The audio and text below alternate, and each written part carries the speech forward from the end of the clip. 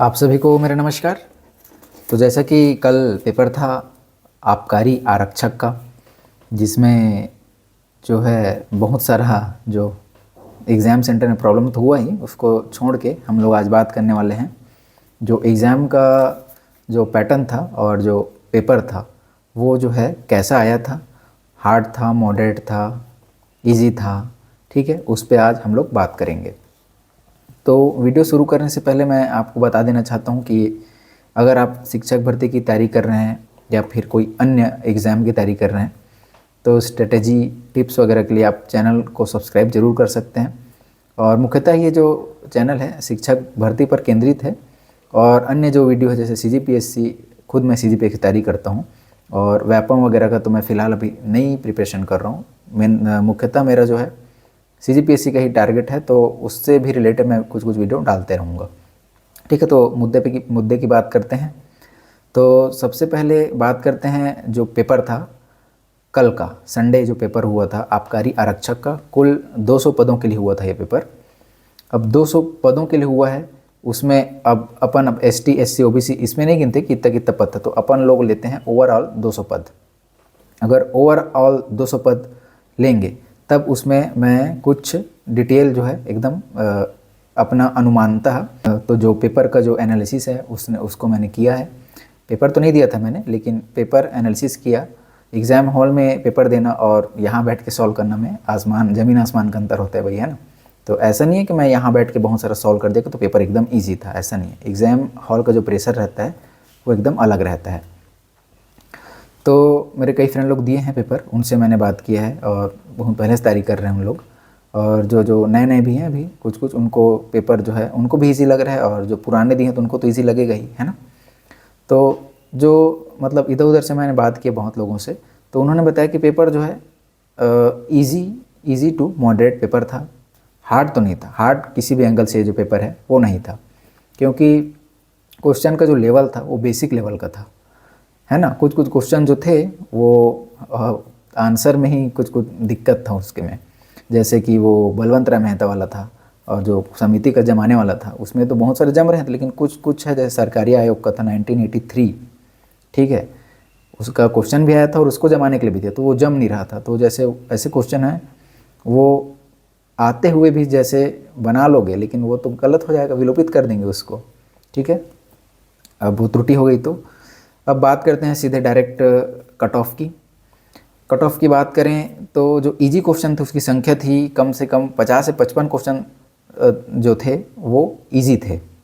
उसको मतलब आप आसानी से, अगर आप कुछ सालों से तैयारी कर रहे हैं, एक आध साल से, है ना, एक आध साल से तैयारी करें तो आप 50 से 55 60 क्वेश्चन भी एकदम आपको एग्जैक्ट पता हो सकता था इसमें, अगर आप अच्छा सिंसियर कैंडिडेट हैं और पिछले 1 साल से 1.5 साल से या पिछले 6 महीने तो नहीं बोल सकता, कम से कम 1 साल 1.5 साल से आप तैयारी में लगे हुए हैं, तो आप 50 से 55 प्रश्न तो आसानी से आप इसमें सॉल्व कर सकते हैं, है ना। मेरे कई फ्रेंड लोग हैं उनको तो भाई बहुत इजी लगा पेपर लगने के लिए, ठीक है।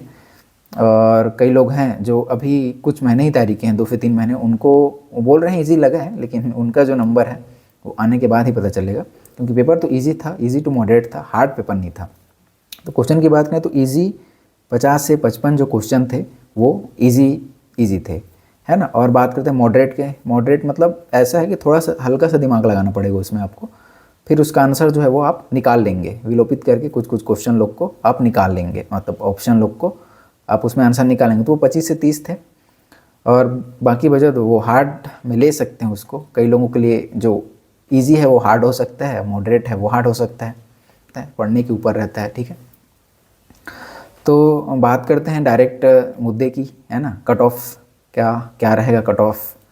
तो कट ऑफ जो रहेगा, मैंने ग्रुप में सर्वे वगैरह तो नहीं किया है, लगभग मैंने 40-50 लोगों से बात किया जो अच्छे कैंडिडेट हैं, 40-50 लोगों से फ्रेंड के ज़रिए, और मेरे कुछ भी दोस्त लोग हैं उन लोग से बात किया।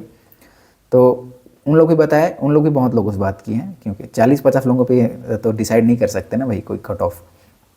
तो उन लोग भी बताए, और जो तैयारी कर रहे हैं खास करके आबकारी विभाग का ही तैयारी कर रहे हैं, आबकारी आरक्षक का ही, उनके हिसाब से ज़्यादातर जो है नंबर आ रहा था मतलब अभी तो मॉडल अनसेट की आया नहीं है ना, तो एकदम एग्जैक्ट कट ऑफ बताना तो इम्पॉसिबल है।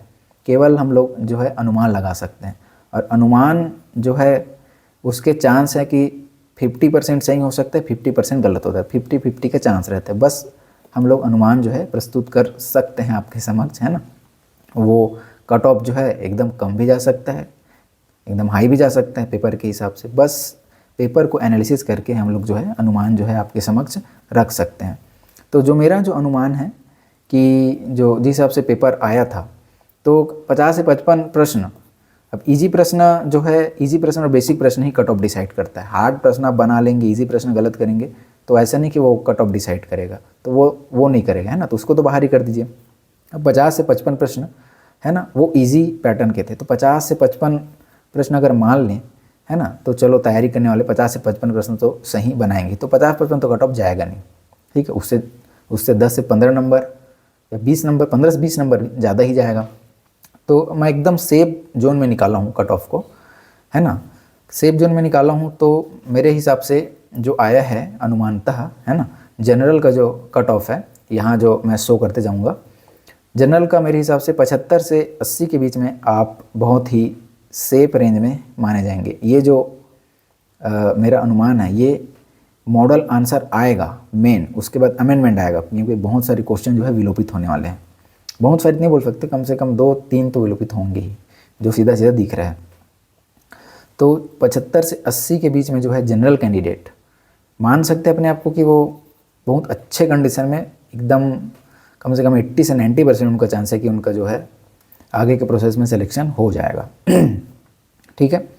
अब बात करते हैं ओबीसी कैंडिडेट की। तो जनरल ओबीसी में ज़्यादा अंतर तो रहेगा नहीं, उसमें मैंने निकाला है 72 से 75 के बीच में अगर आपको ओबीसी में आ रहा है तो आप भी अपने आप को थोड़ा ठीक ठाक कंडीशन में समझ सकते हैं। एकदम 100% आपका सिलेक्शन हो जाएगा ऐसा तो मैं भी नहीं बोल सकता, ना कोई दूसरा कोई बोल सकता है। अगर वो बोल रहा है तो फिर वही जाने भाई, ऐसा नहीं हो सकता, है ना।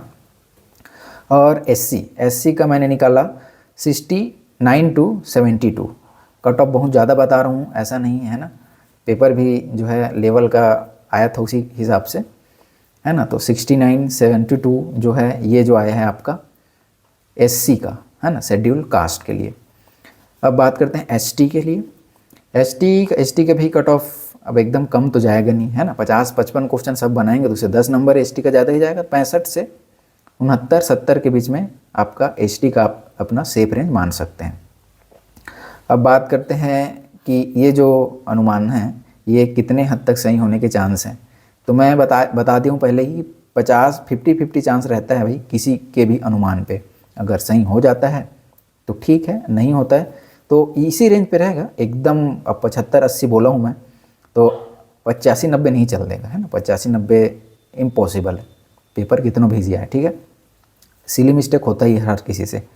और 75 से 80 है, क्या पता हो 70 से 75 हो जाए, 2-4 नंबर का अंतर हो सकता है, लेकिन एकदम 10-12 नंबर का अंतर तो नहीं होगा, है ना। तो इस रेंज पे हैं, अगर आसपास भी हैं तो आप डिमोटिवेट नहीं होना, है ना। तो ठीक है, जैसा भी है पेपर।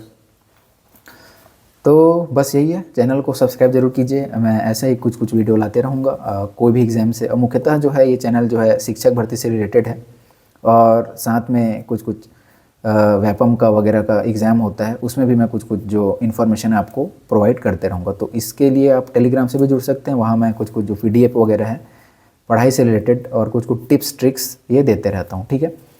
तो ठीक है, आज की वीडियो में बस इतना ही। मिलते हैं अगले वीडियो पे, तब तक के लिए बाय।